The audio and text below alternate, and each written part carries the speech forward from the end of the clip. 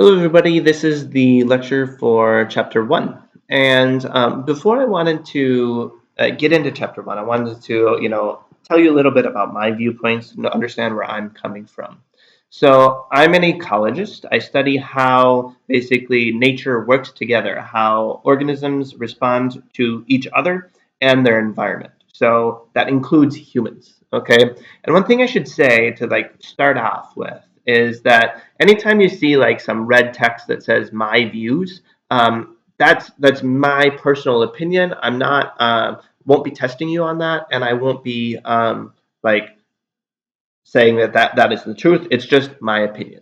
Okay. So for me personally, I'm what I would consider a conservationist, not a preservationist. Okay. One of the things I like to do is be out in nature, experience nature in a variety of different ways, whether that's fishing, whether that's hiking, downhill skiing, all three things I like to do. I also like to go hunting. I deer hunt, I turkey hunt, I waterfowl hunt. I also like to take wildlife photography. Some of the pictures that you'll see in this course are pictures that I've taken, and that's one of my favorite things to do. Um, I don't think that we need to completely set nature aside such that humans can never enter it and do anything with it. I want nature to be used by humans, and I want it, but that needs to be done wisely. Okay.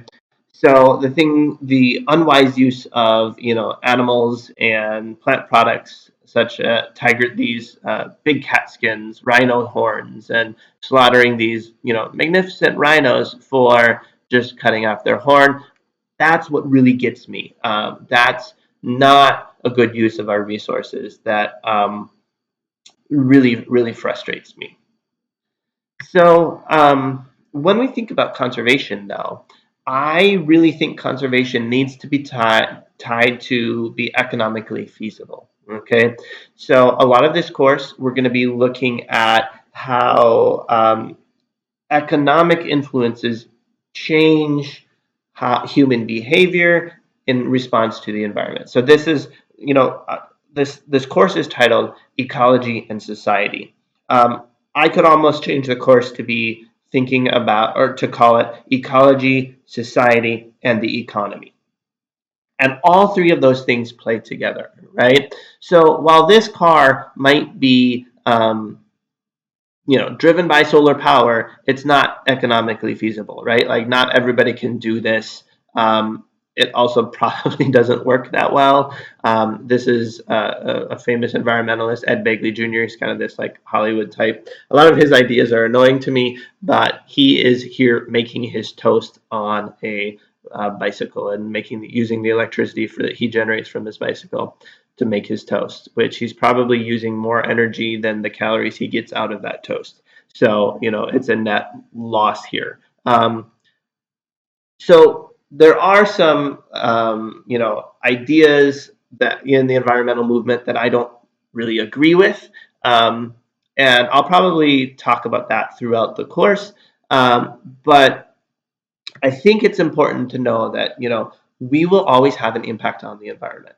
The thing is, what I think maybe environmentalism in the best light is that we ought to clean up after ourselves, right? I don't think that's a crazy idea, right? That's, I think, the best way that we should be thinking about the environment, thinking about how humans interact with nature, is that we need to clean up after ourselves and preserve, or at least use nature in a way such that it is there for future generations.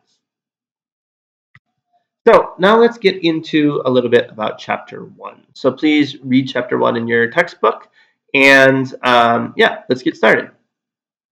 So I first want to define what an ecosystem is, right? Because there's a lot of talk in this course about ecosystem ecology, and we might not know what that is. So what an ecosystem is a region in which organisms and the physical environment interact with each other.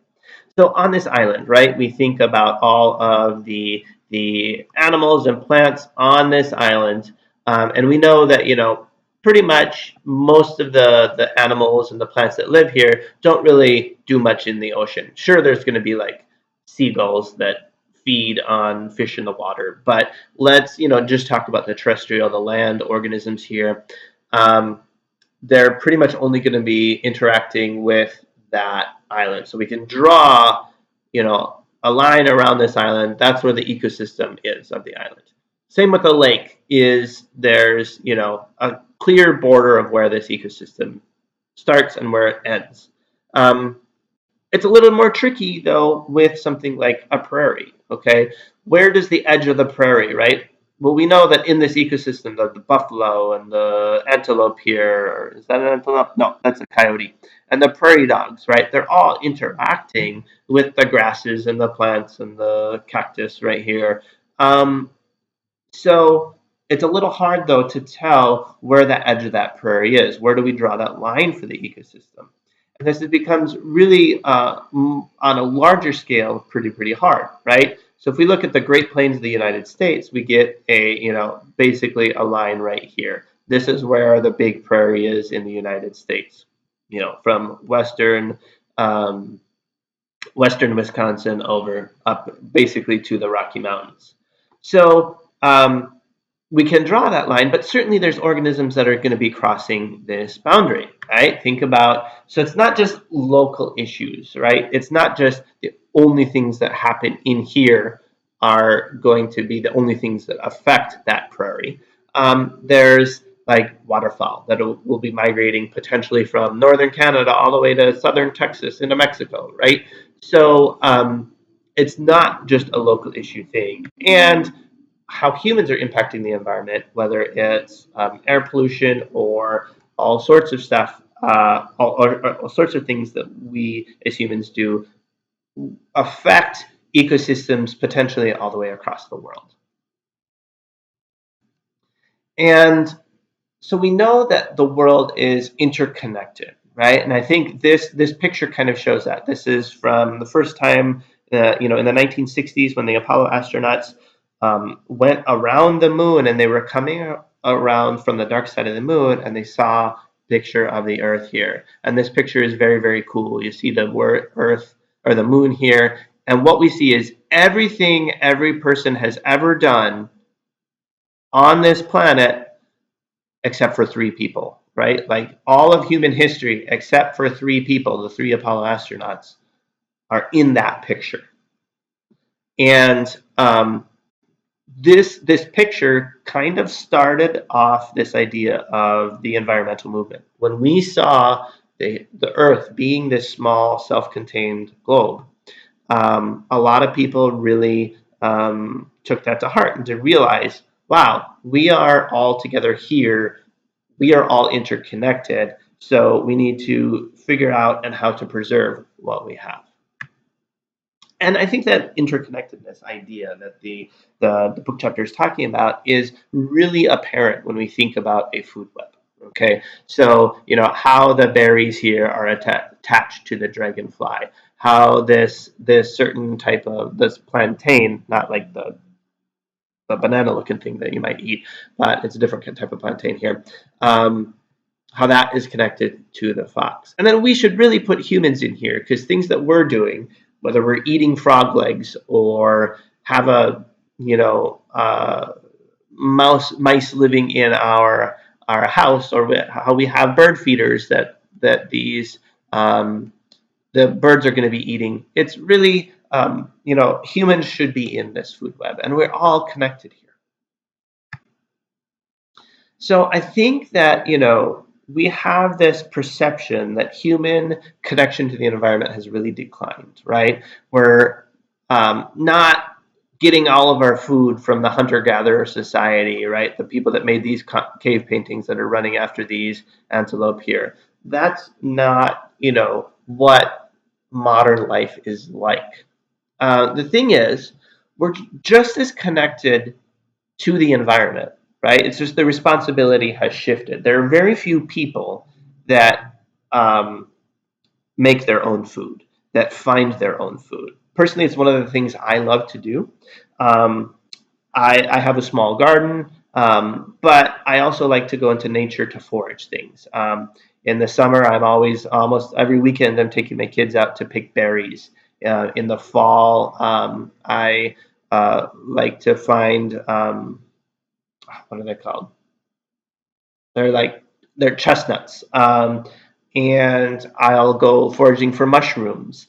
And so it's something that I like to do, but realistically, it's not that much of my food. In the past, when I've done more hunting, it's been a good portion of the meat that I eat has been hunted. But in recent years, I haven't done as much hunting. So what we see is the responsibility of growing our own food is has been shifted to fewer and fewer people. But that's not to say that we're not as just as connected as we were before. It's just there's fewer people that are actually collecting that. And it's not just a food. Well, food probably is our most like intimate connection because we're literally taking that things produced in nature and putting it into our bodies, right? But the choices that we make connect us to the environment in different ways. Whether we're buying fresh local produce or bananas that come from Costa Rica or other faraway places, the choices that we make connect us in different ways to that environment. Um, Through the things that we wear, right? What clothes we buy is you know the cotton that is made that are those clothes are made out of is coming from different places. So a lot of the clothes we buy, whether it's a leather belt or cotton or wool or all any essentially natural fiber is going to be coming from something in the environment. And then, what we choose to drive is a deeper connection to a deeper past potentially, where the gasoline that we put in our cars is really, comes from an ecosystem potentially hundreds of millions of years in the past, right? So, the general idea is you like to put dead dinosaurs into your car. Well, it's not really that. It's usually like a bunch of algae that died a long time ago. That is either coal or the oil that we have that we're putting in our cars. But all those choices connect us to the environment in some way. And those choices then and that connection to the environment is becoming more of a problem, right? So for most of human history, we haven't had that many people on Earth. But once we see that like organized agriculture get come about, we have an explosion in population that we don't have these mass famines we're not having trouble feeding our population anymore. And we see that right now we're somewhere, almost to 8 billion people on the planet. And all of those choices that these, 8 billion people are making on the planet are just compounded now.